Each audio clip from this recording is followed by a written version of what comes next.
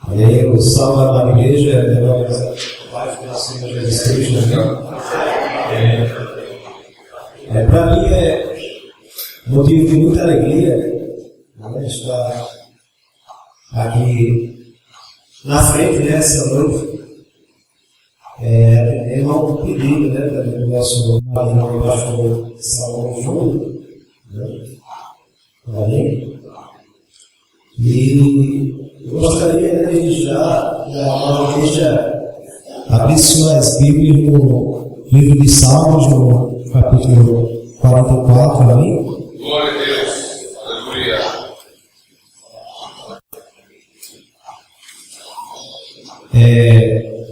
Nós vamos abrir ali os versículos, como introdução desse estudo.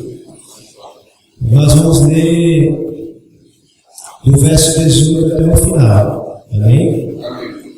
Então, Deus colocou no coração para chamar a atenção da sua igreja nessa noite, para nós pensarmos sobre o seguinte tema, As ovelhas do bom pastor são vitoriosas, amém? Então, vamos ler os versículos a partir do versículo 18 até o final, amém? Salmo 44, versículo 18 em diante.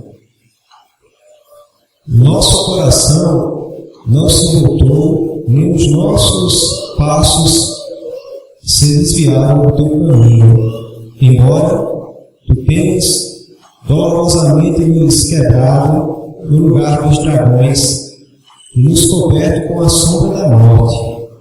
Se nós esquecemos do nome do nosso Deus, ou esticamos as nossas mãos para um Deus estranho, Deus não esquadrinhará isso, pois Ele conhece os segredos do coração. Sim, por tua causa somos mortos todos os dias, somos contados como ovelhas para a matança. Desperta, porque dormes, ó Senhor. Levanta-te, não nos rejeites para sempre, porque escondes a tua face e esqueces a nossa aflição e a nossa opressão. Pois nossa alma está prostrada sobre o pó, nossa barriga está encostada sobre a terra. Levanta-te por nosso socorro e redime-nos por causa da tua misericórdia. Amém? Amém. Então, aqui nesse texto, nós temos um lamento coletivo. Você irá perceber nesses salmos que o pronome pessoal que o salmista usa é nós, não eu.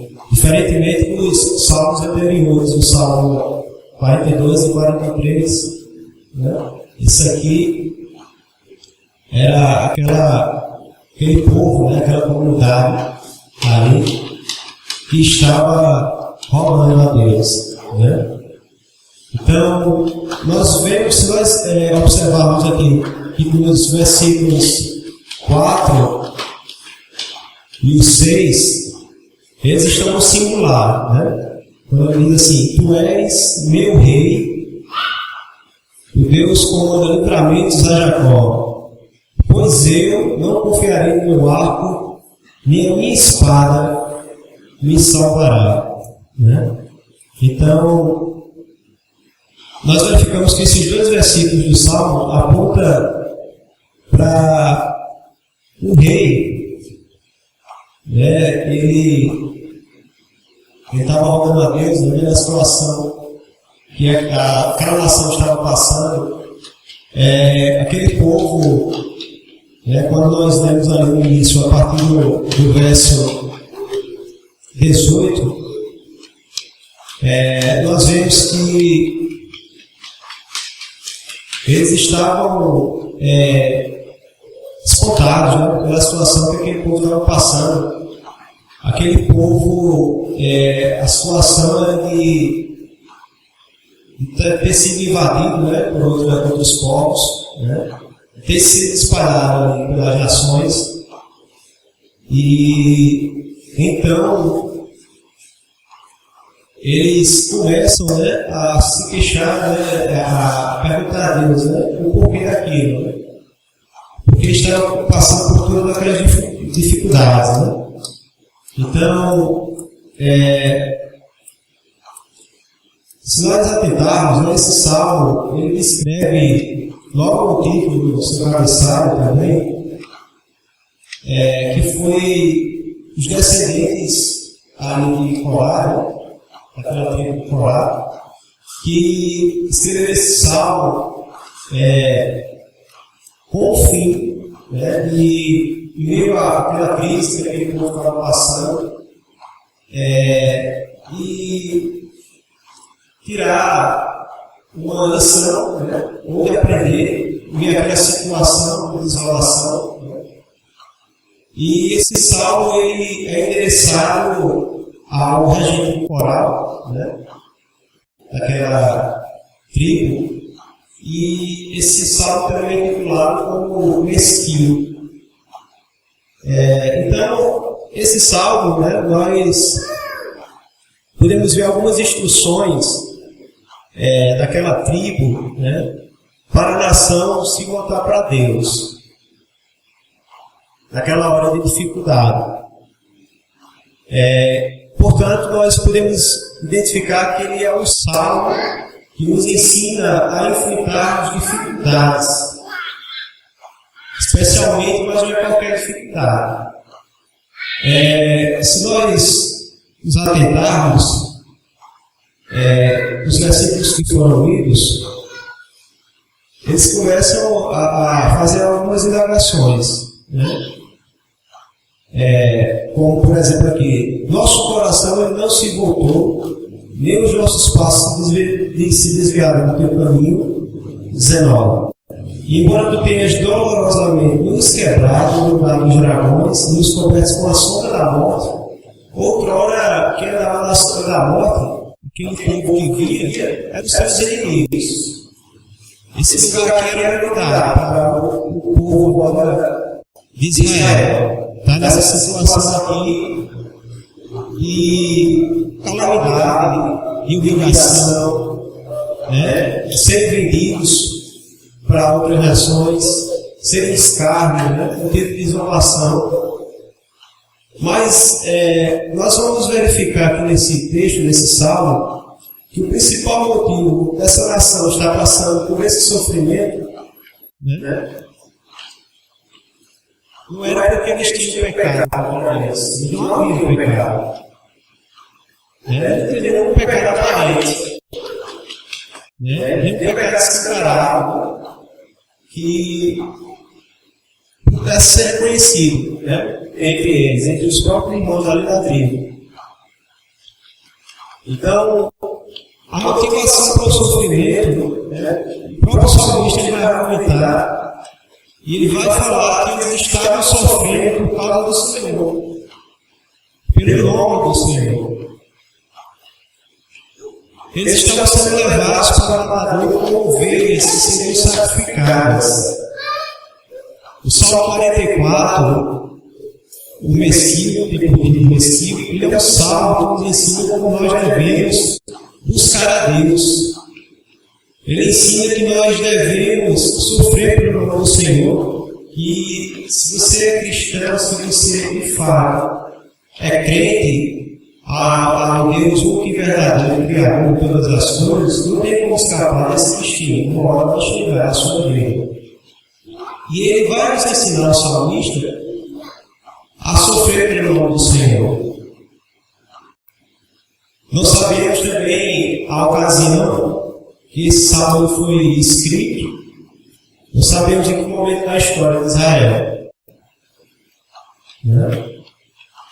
Se foi 722 anos antes de Cristo, quando aquele povo foi disperso entre nações, pelos povos vizinhos, ou se foi na guerra também, na tribo de Judá também, que foi dividida também, nos anos 1600, um pouco também. O texto não dá detalhes, né? Quando aconteceu isso, né, nesse povo, nessa história, né? Esse momento da história. Mas foi um momento de grande derrota para aquela nação. E a nação ela continuava sofrendo perseguições injustas e severas pelos povos pagãos ao redor de Israel. E a situação da nação. Amém.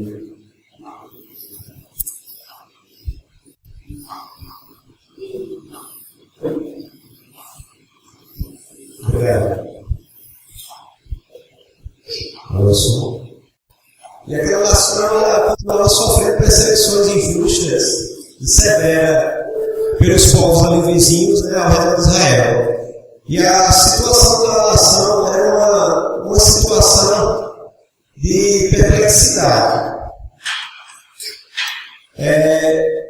Então, nós vamos identificar, né, como esse salmo foi estruturado. Né? Eu separei aqui uma forma também que o próprio salmista também ele quis colocar didaticamente para aquele povo, né? Quais os ensinamentos, quais a vontade de Deus, o que Deus queria para aquele povo, no final do povo. Então esse salmo está estruturado, pelo menos eu diria que em 4 partes esse salmo. Na primeira parte, dos versos de 1 a 8, vai mostrar o passado de vitória do povo de Israel. Né? Então, eu gostaria que a amada igreja acompanhasse comigo, né, o texto aí, de Salmo 44, os versículos de 1 a 8, também. No versículo 1 ele vai falar o seguinte: nós ouvimos com os nossos ouvidos, ó Deus.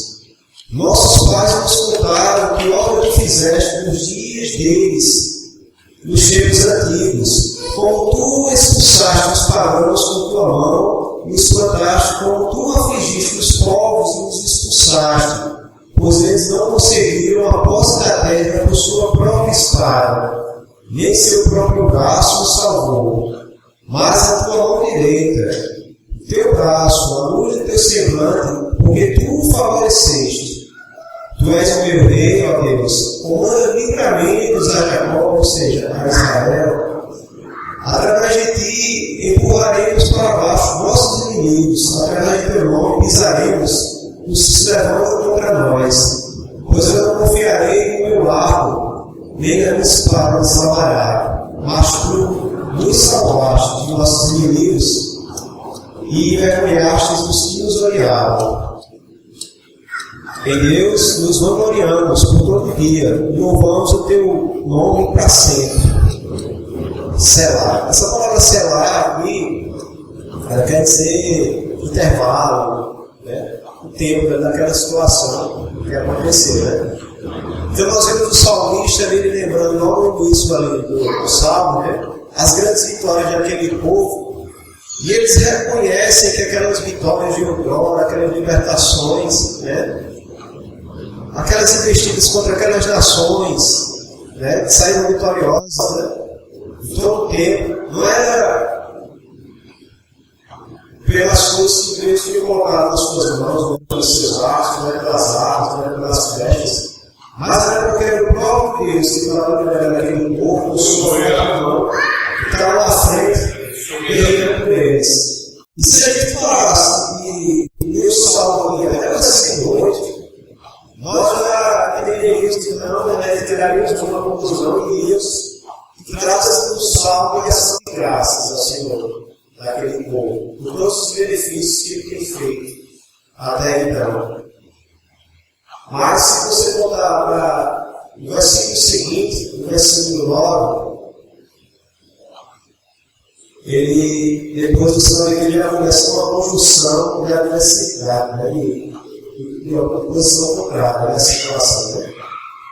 Mas tudo nos abandonaste. Né? Então, aquela mudança naquele período ali de vitórias de Deus, sendo aquele povo, né? Naquele passado vitorioso, chegou o presente, então, a partir do versículo 9, um presente desastroso, né? Um presente onde Deus não havia se ocultado, não havia só estava observando, não havia se aquele povo. Então, se nós continuarmos lendo ali no versículo 9 a 16, né, nós vamos ver que é um presente de sofrimento, né, que em seguida, a outra parte da estrutura do texto, né, do 9 a 16 vai mostrar esse presente de derrotas, ali de momentos difíceis do aquele povo. E do 17 a 22 desse livro, né, desse capítulo, nós vamos ver que nos mostra que o povo agora, então, meio ao sofrimento, né, nos versículos anteriores, a partir do 17, eles vão começar agora a fazer a reflexão. Né? Por quê? Né? Por que isso está acontecendo conosco? Como nós fizemos, né? Então, eles começam a se questionar. Né? Então, isso mostra o povo voltando-se para Deus novamente, né? Buscando questionamentos a Deus, em busca de respostas. E a quarta e última parte do Salmo, nos versos 23 a 26, essa divisão que o salmista faz, vai mostrar a nação de joelho, chamando para o socorro. Então nós vemos que essa é a estrutura do Salmo. Então, quando nós olhamos para essa estrutura, estes ciclos, né, nós vemos o passado vitorioso, o presente desastroso, meio às tribulações, às ventanias. Vemos também ainda sua hora, meio aos questionamentos, meio às dificuldades a questionar a Deus, a palavra de Deus, e a buscar a resposta de Deus. Porque a questão estava acontecendo com aquele povo. E em meio a essas vitórias, dificuldades, questionamentos, então no final do salmo nós temos que pedir socorro. E essa é diferente da nossa vida, igreja.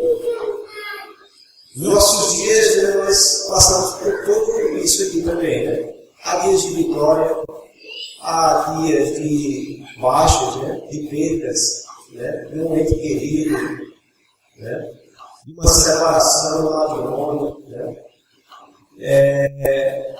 Enfim, né, frustrações de empregos, né, onde muitas vezes nós sonhamos, né, temos expectativas também. Não somos desse mundo, né, mas nós sabemos também, almejamos também do nosso lado também, e ter pelo menos para até abençoar, né, a soberania de glória, nosso família, nosso filho, nosso esposa, né?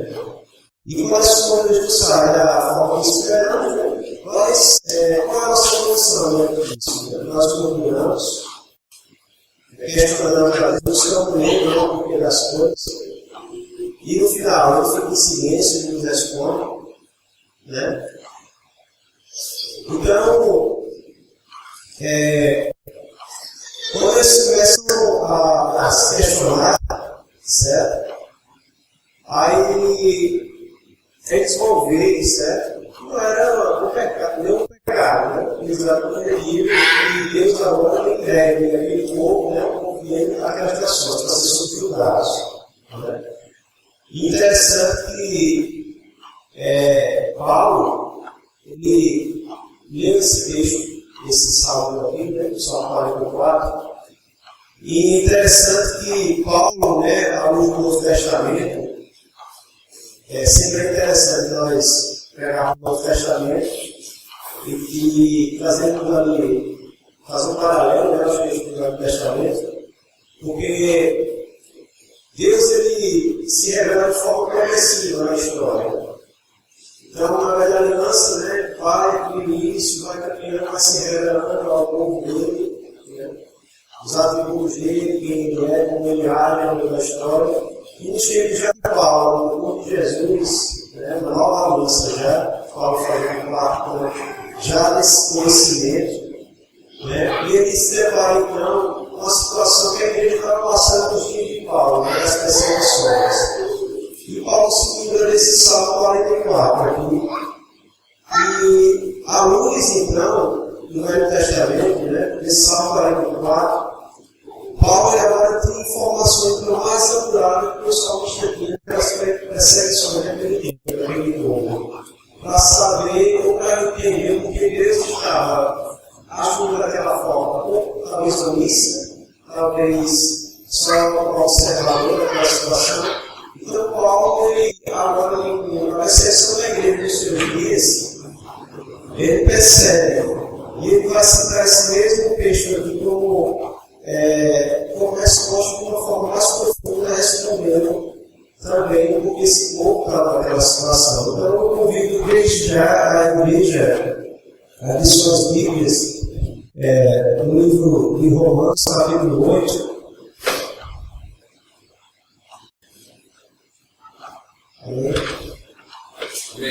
No versículo 35 ao 37, amém? Vai dizer assim: quem nos separará do amor de Cristo? Será a tribulação, ou a angústia, ou a perseguição, a fome, ou a nudez, ou o perigo, ou a espada? Como está escrito: por causa de ti somos mortos todos os dias, somos considerados como ovelhas para o matador. Aqui ele está citando lá o texto, lá do Salmo 44, aquela situação do povo lá de Israel. E que estava acontecendo com os dias dele também, perseguição à igreja. Mas, em todas estas coisas, nós somos mais do que vitoriosos através daquele que nos amou. Amém? Então, Paulo viu que essas perseguições fazem parte do plano de Deus. E fazia também naquele tempo também, né? Naquela tribo falar, né? Porque Paulo entende, né, já pela revelação que ele tinha nos seus dias de nova aliança, ele já conhecia a salvação de Cristo, né, no segundo pastor. Ele já sabia então que aquelas perseguições não era aquele povo que fez nada de errado na igreja, nos dias de Paulo. Era por amor a Deus, por amor a Jesus. E aquele outros povos perseguidos, escarneciam no povo de Deus, odiavam aquele Deus. Aquele dos judeus, aquele era o nosso Deus também, nós adoramos de Jesus. Então, aquele povo começa a fazer aquelas reflexões. Lá no Salmo 44, nós podemos ver então que eles identificam que o pecado não é deles.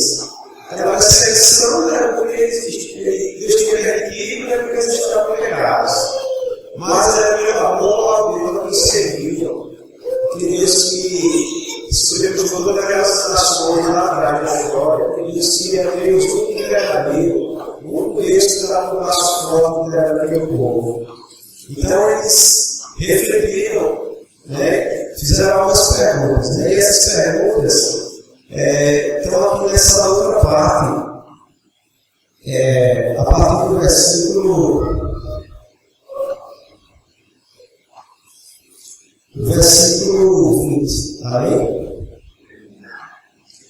Se nos esquecemos do nome do nosso Deus, ou esticamos as nossas mãos para o Deus estranho, Deus não nos falará isso? Você conhece o segredo do coração.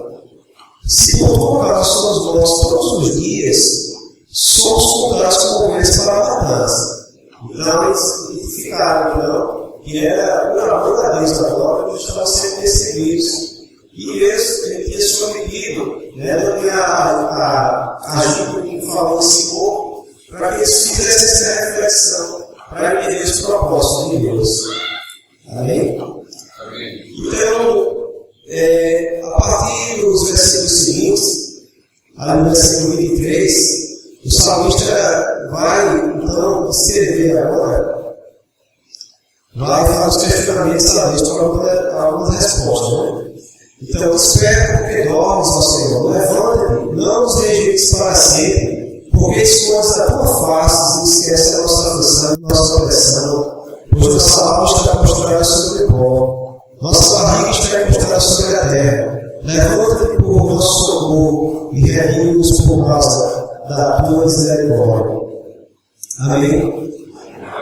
Então, aquele povo viu que estava sendo perseguido pelo amor de Deus e eles começaram então a refletir sobre o seu passado de vitória, né? E nas mãos de Deus verdadeiro. E eles buscaram novamente a presença de Deus, né? A orar, a interceder ali pela geração, pela aclamação, né? Então, nós podemos ver então que Paulo, como enorme pastor, voltando aos textos de Paulo, né? Ele escreve aquele texto de Romanos, né? Sabendo das perseguições e sabendo, entendendo agora, com o entendimento que ele tinha agora da nova aliança, dos propósitos de Deus nos seus dias, né? Aí ele começou a se questionar: será que de fato, né? E pelo menos perguntei o salmista também, o leitor. E se a chegada dos questionamentos, Paulo começou a questionar também: será que vale a pena passar por tudo isso? Ser escarnecido, chicoteado, ser preso, espancado, zombado, cuspido até na cara também, né? No fundo do poço, né? As perseguições que nós sabemos que Paulo passou. Então, Paulo diz, quando lá naquele texto foi lido, né? É porque ele nos ama, e precisamente porque nós o amamos, e nós identificamos com ele, é que precisamos, por causa disto, como dizia as Escrituras, lá no Salmos 44 e 22, ser entregues na matadora dos nossos filhos, como ovelhas na matadora. Então, é muito importante nós lermos esse Salmo 44 com essa pedagogia suficiente, porque o sofrimento do homem de Deus, ao Deus passa, é por carregar um homem integral. Isso é ficção, isso é verdade. Há nações aí na China, Cuba, Afeganistão, e cristãos você mostra adaptados no resto da sua vida. Então, queria o Salmo 44, né, para apenas ali no versículo 8, vai se identificar, certo, com aquele povo rendendo graças ao Senhor, mas no presente duro, né, árduo, difícil, né, nos seus dias atuais, mas que tudo isso, né, levaram eles a se questionar, a olhar para o céu novo, saber que existe um Deus, né, que vencedor, um Deus que não está no braço do inimigo, né, para agir em favor daqueles que o buscam em espírito e verdade, né, daqueles que não só leem a palavra, mas que a praticam, né, daquele povo que eles praticavam. A palavra não foi encontrada no visível entre eles, os sentimentos que eles fizeram. Mas os planos de Deus enxergam o mal, né? Pois nós sabemos que essas tempestades, né, vai levar à dependência totalmente, né? Vai aperfeiçoar aquelas ovelhas, aquele povo, para um Deus que, em meio às dificuldades aqui na terra, como foi dito nessa noite, né? Quando muitos estão se deixando levar pelas coisas desse mundo, crescer sangrando nesse mundo, sendo natural, sendo das bênçãos mundanas, né? E então, essa passagem também me fez lembrar também o que Pedro vai dizer. Pedro vai dar a resposta sobre o porquê, de uma forma bem clara.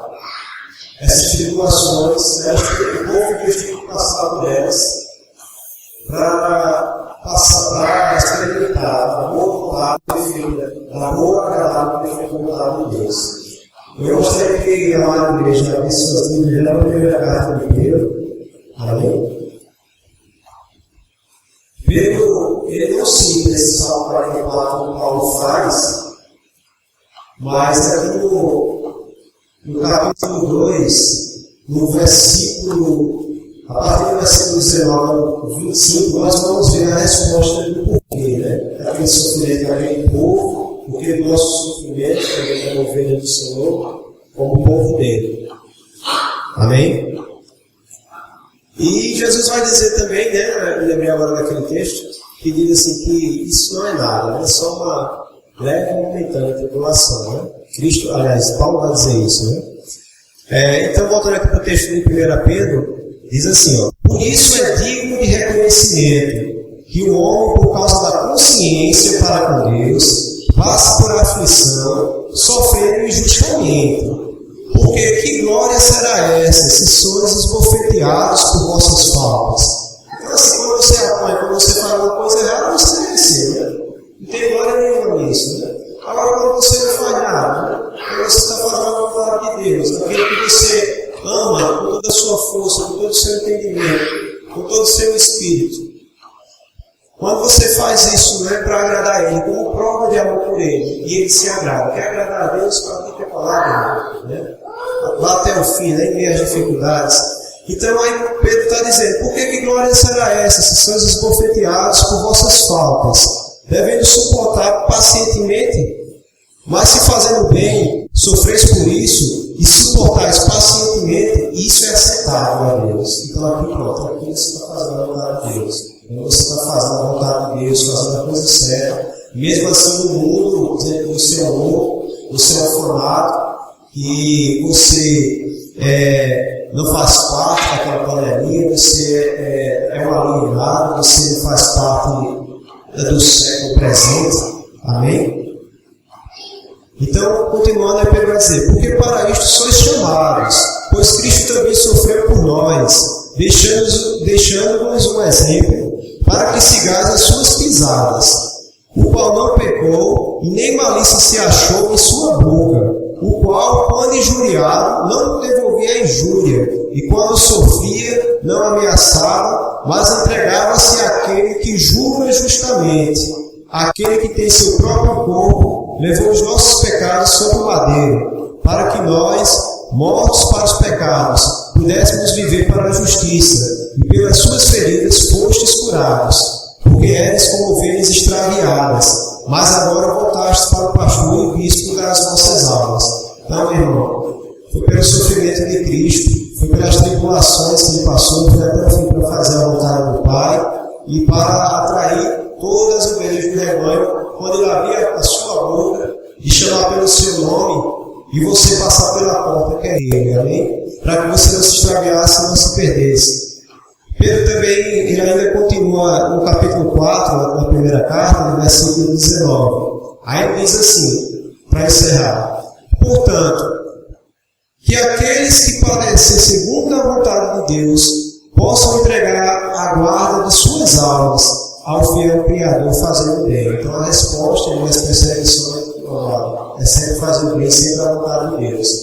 Pedro, quando escreveu essa primeira carta aqui, se você ler lá no início, ele vai falar que essa carta ele está escrevendo para os cristãos também que foram dispersos também, que estavam sendo perseguidos nos seus dias também.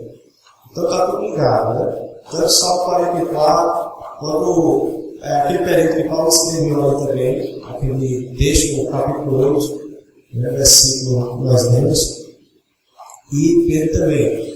Então, amados, nós vemos que nada passa despercebido dos olhos de Deus. Para concluir, se a gente lê, por exemplo, se você acha que é difícil tomar essa cruz e seguir a Ele, levar esse fardo, se você acha difícil seguir a Cristo, então eu quero ler aqui para a igreja um salmo que é bem conhecido. Abra suas Bíblias, por favor, no Salmo 23.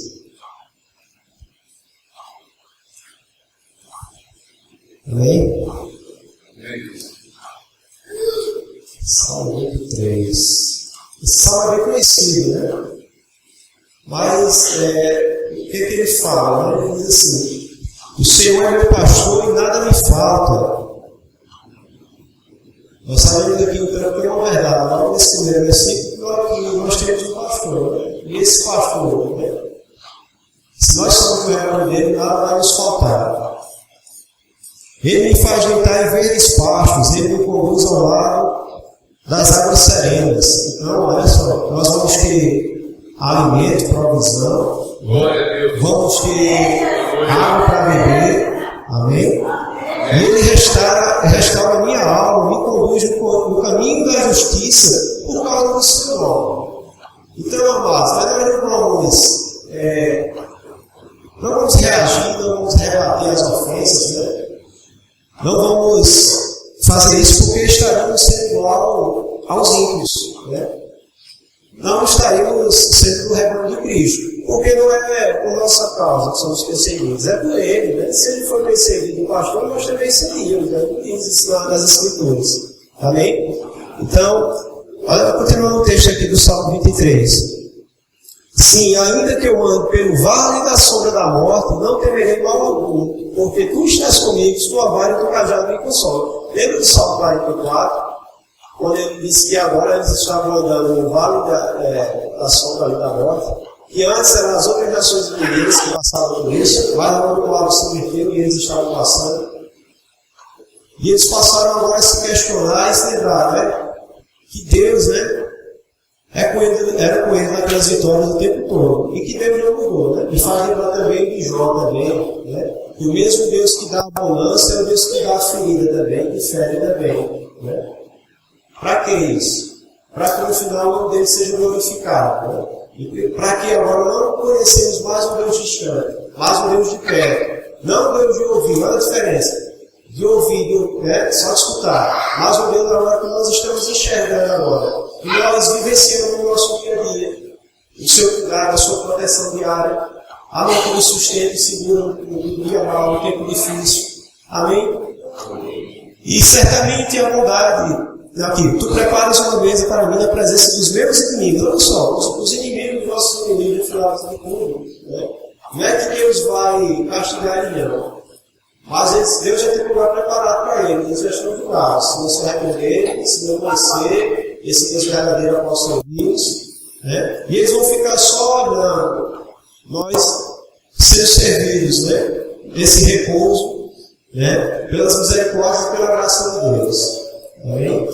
E certamente a bondade e a misericórdia me seguirão todos os dias da minha vida, e eu habitarei na casa do Senhor para sempre. Então, irmão, esse versículo é importantíssimo aqui. Então, assim, Deus, quando criou toda a história, Ele fez a criação, teve a queda do homem, teve a redenção, e tem também no final a consumação de todas as coisas. E a consumação, quem faz parte do rebanho, desse rebanho vitorioso, que são essas ovelhas vitoriosas em Cristo, vai habitar na casa dele por todo sempre. E a bondade e a misericórdia de Deus vai seguir esse rebanho todos os dias. Amém? Então eu agradeço a oportunidade em nome de Jesus.